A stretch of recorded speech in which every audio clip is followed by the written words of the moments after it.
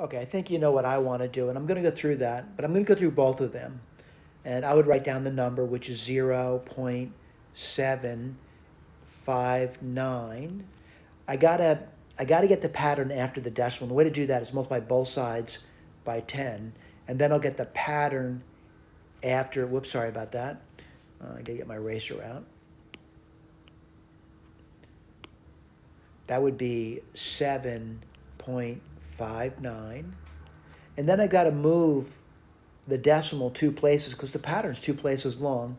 And to do that, I have to multiply both sides by 100. So you would get 1,000 x equals 759.59.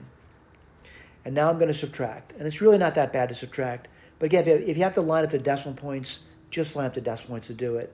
What are you going to get? 990x equals 752.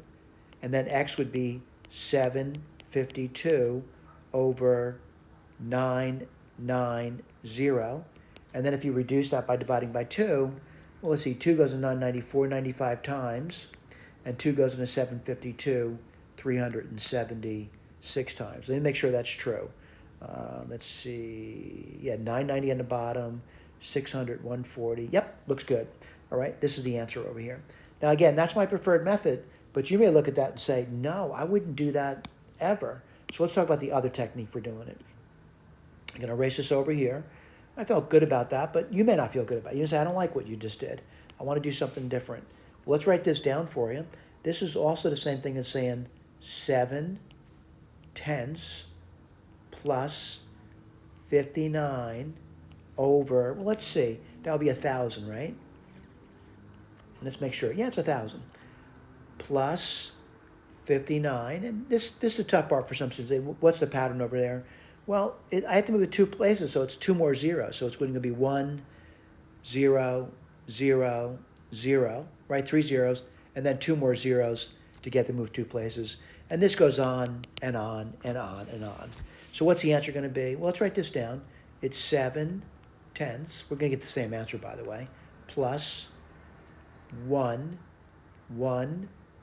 minus, well, it's 1/100th, right? Times 59 over 1,000, which is the A1. Again, it's still arithmetic. I still have to do it. I had to do arithmetic before too, but again, you decide what's easiest for you. That's going to be 59. And what do you get on bottom? Let's write this down. You can get 1,000 minus 100. Let's see if I did that right. I'm sorry, minus 10. I'm sorry. 1,000 minus 10, which is 990. All right. Wow, that's a tough one, right? So what do you get over here? Common denominator of 990. This is plus 59. That's the easy one. But I got to do 99 times 7. And that's 630 plus 63, which is 693. I'll write this over here. 693. And then I got to add the numbers together. Let me write this down. 990. That's on the bottom.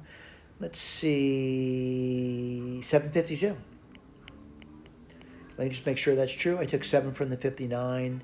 Make it 700. Yes, 752. And then, lo and behold, reduce it. What do you get? The same number we got before. 376 over 495.